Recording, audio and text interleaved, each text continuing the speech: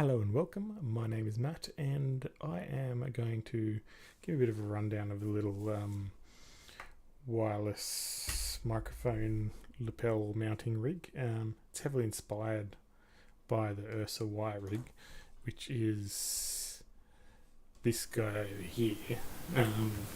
Been around for a while, pretty popular amongst sound recorders and mixers in the wild. It allows you to get a bit of, what do you call it, get your microphone a little bit further away from the mount. So if you're mounting it in a car, for example, you can mount it in the roof and get it kind of nearer to the talent.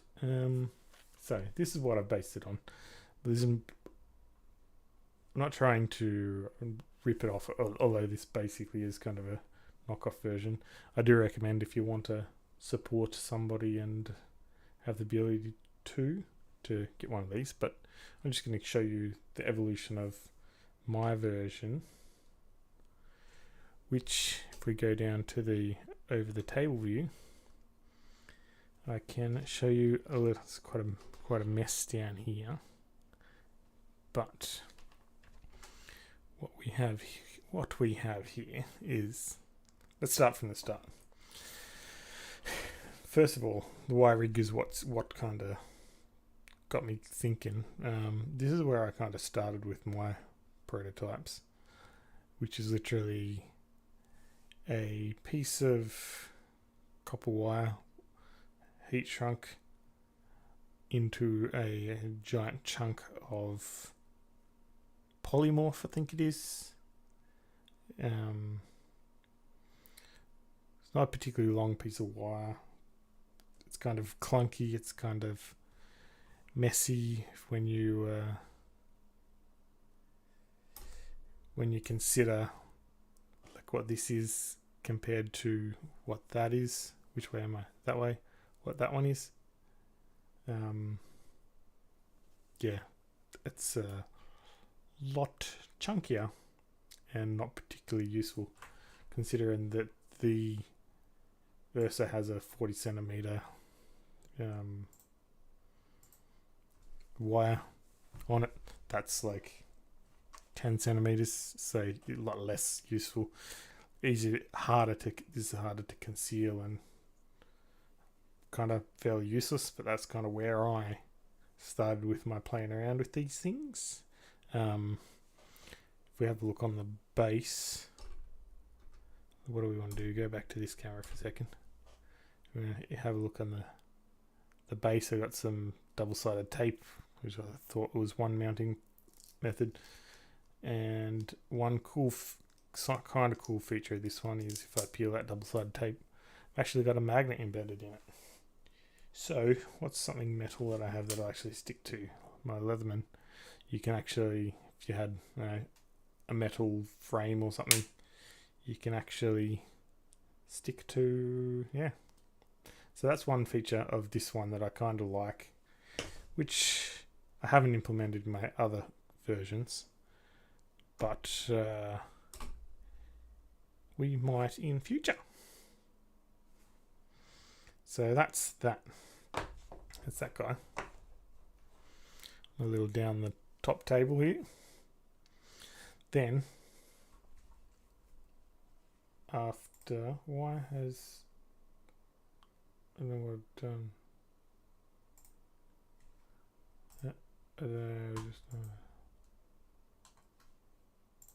Sorry, just something weird was happening with my transitions.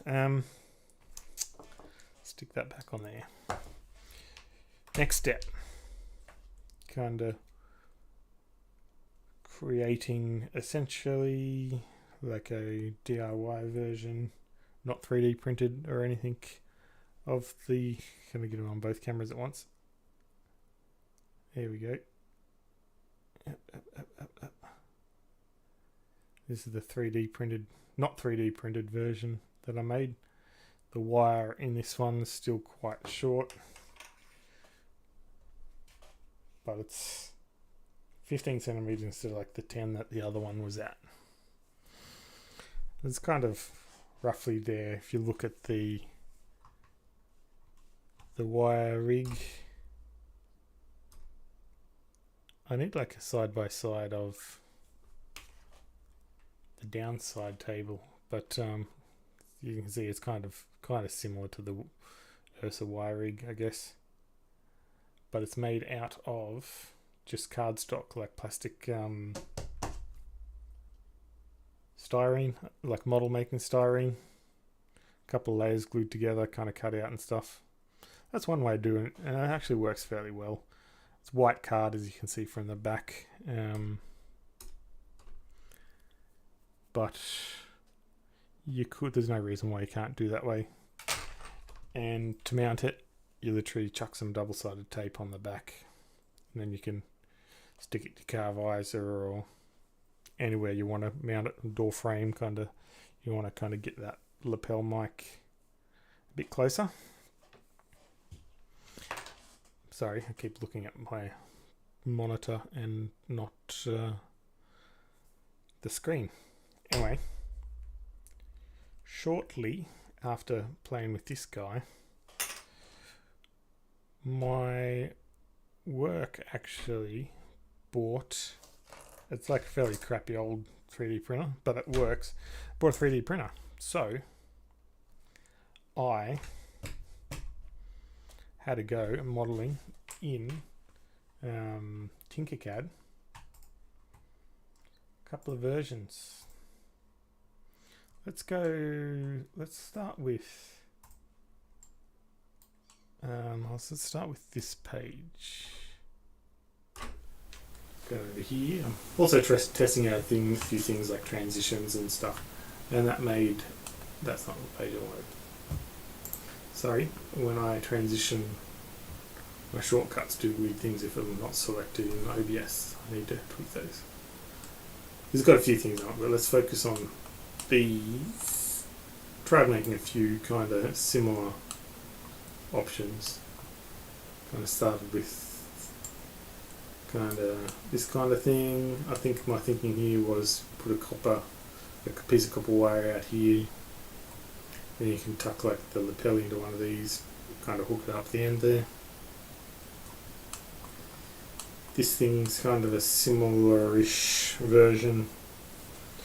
It's alternative design, but kind of similar to the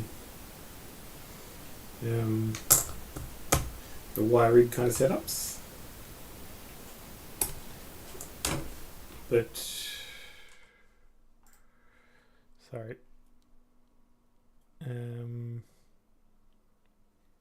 Sorry,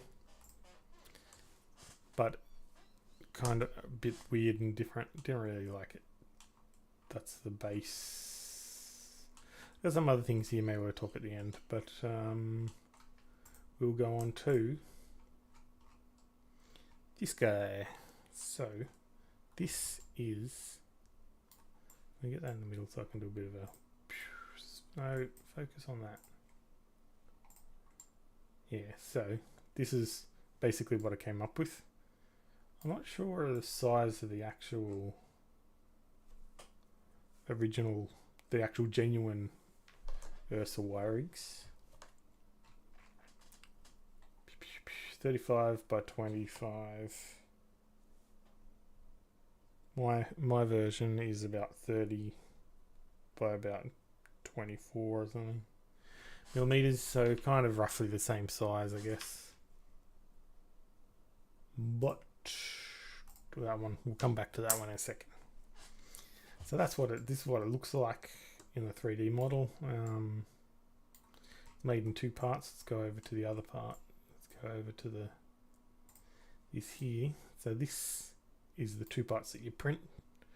Maybe people with better 3D printing abilities would be able to make something a bit better, but it's worked pretty well. I've had to do a few tweaks, like changing the sizes of the little cutouts, because with the 3D printer that I have access to, as you can see, the surface finish of it isn't the greatest. Not wanting to see the transition must trigger my history from Chrome every time I hit transition when it's selected on the web browser. So I might need to find a different shortcut for transition to OBS, but sorry, that's more not here or there for this. But getting back to what I was trying to say, the finish, it's not too bad. Like, actually fairly happy with this. This is like pretty cool, but not super shiny or not super refined, but it does the job. So this is what we have in the example. This is basically the version that you saw on the 3D model in Tinkercad. And I will unwind it. As you can already see, I've got a fair bit of extra wire in this one. So it stretches out to about 35 centimeters. Yep. And what you do is you just use the amount that you need. So you don't necessarily need to have it out 35 centimeters the whole time. You could, of course, yeah, if you need to, you just kind of wind it in to what you need. So if you only need 20 centimeters, you can kind of wind it out there like that. And the way you use it is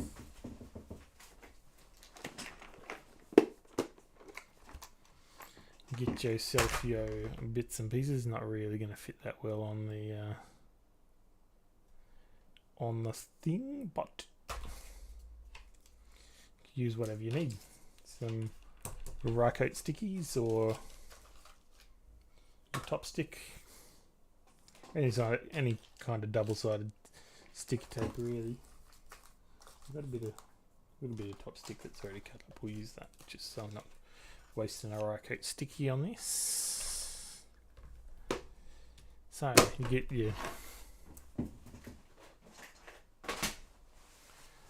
you get your double-sided tape. This is just like a bit of top stick. You can stick it on there. I mean, you could just wedge that in somewhere if you wanted to, I guess, as well. Yeah, then you can peel that side off, stick it to whatever you need. Then you get your microphone. In this case, a knotted up Rode SmartLav. And let's see if we can get this up here. Kind of just get a little kind of S-bend kind of bit going in that, and that'll just kind of wrap it around just slightly, just enough to kind of hold the lapel bit, and then you just kind of wrap the wire around that. There you go. You can see I've made a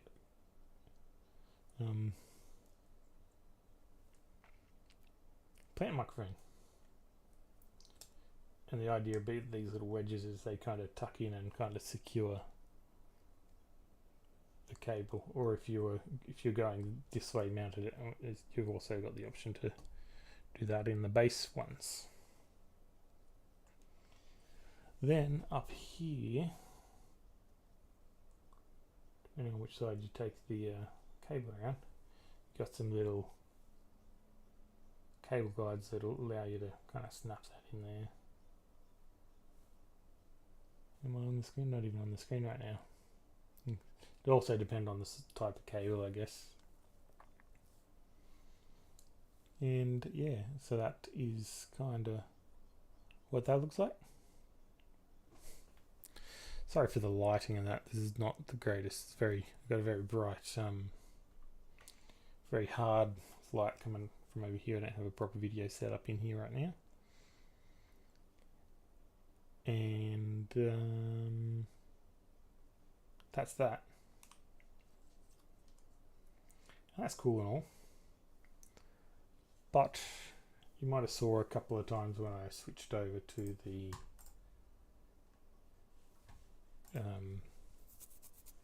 web browser a couple of times. I have another one, which is basically the same but a slight variation, which is this thing here, which is, let me find it,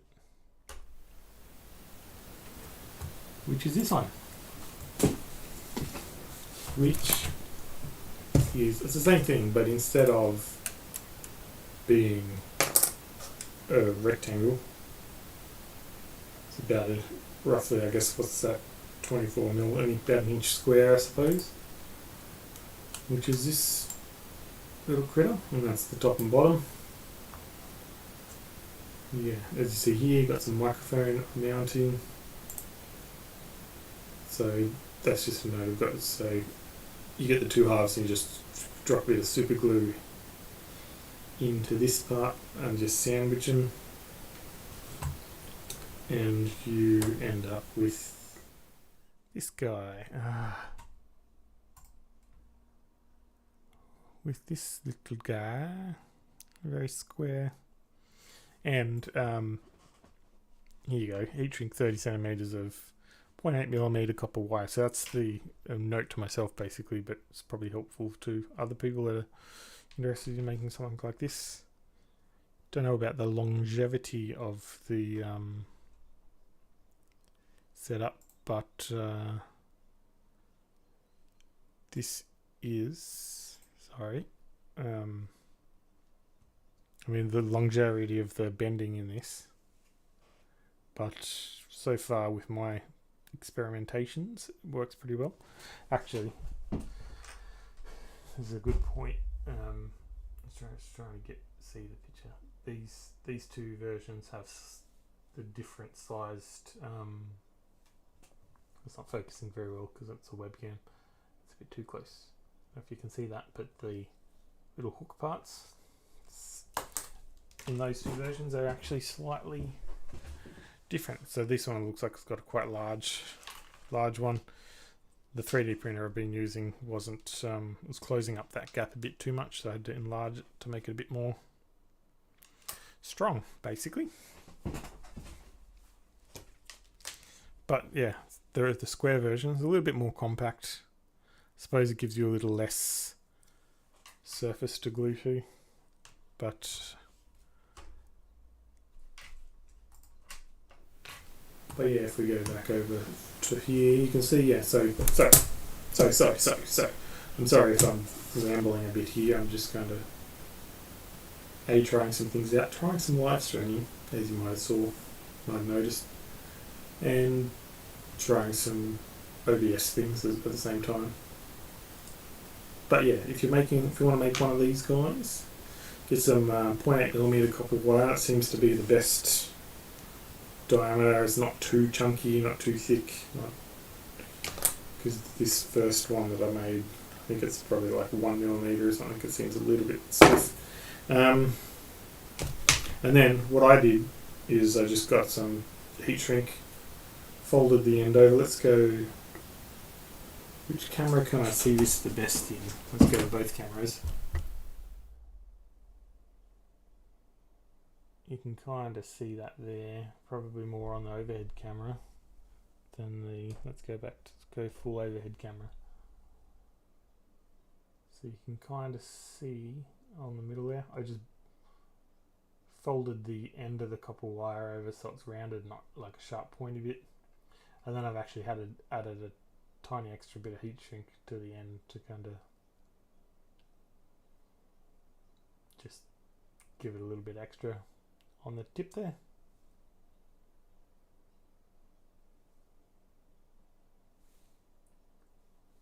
So yeah, 0.8mm copper wire, some heat shrink on the top of it, and then as you can kind of the as you can see on the note here, it's literally just super glued in this hole. So I'll make that minimize again. So there's this hole through the middle of it.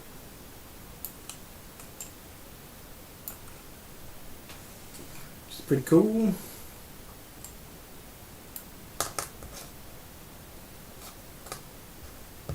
So I'm trying to think of what else I can do. So I just wanted to show the the kind of progression of the things that I went through in making it, basically, which I showed you to start with. But I guess that's how product design works, isn't it? You kind of start with a rough prototype. You flesh it out a bit more using your own prototyping materials. And then you can kind of crazy make it a bit better. I mean, you could have just jumped straight to 3D printing.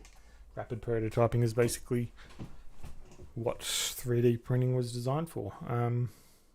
At this point, I don't think I had access to the 3D printer. Probably both of these points I didn't have access, and then when I got access to the 3D printer, I was like, I'm going to have a go of making it in Tinkercad. So what I'll try to do is I guess I'll share the Tinkercad files in the comments below. But so if you want to try to make your own, have a go at it.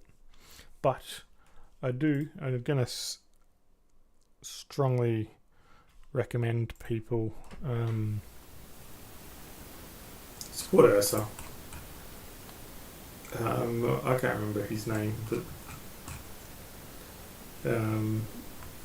it's the guy that runs Ursa. It's a small company run by, I think it's like, I can't remember what his name is. I'm sorry, but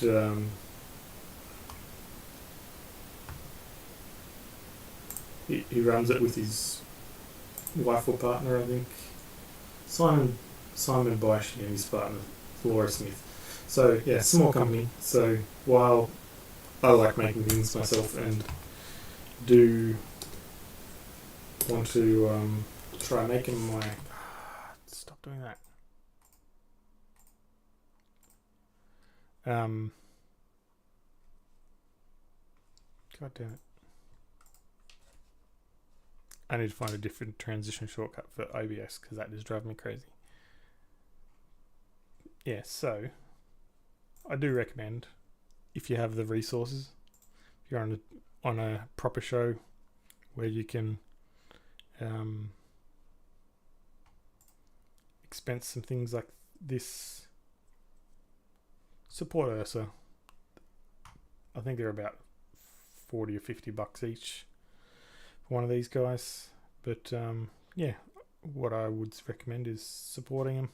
But if you're like me and just essentially messing around, playing around, I will share the little files I've got here so you can have a go making your own. Anyway, I think that's about all I have to say about this. I've been rambling for quite a while now, so I'm going to call it quits, I think, and I will see you next time.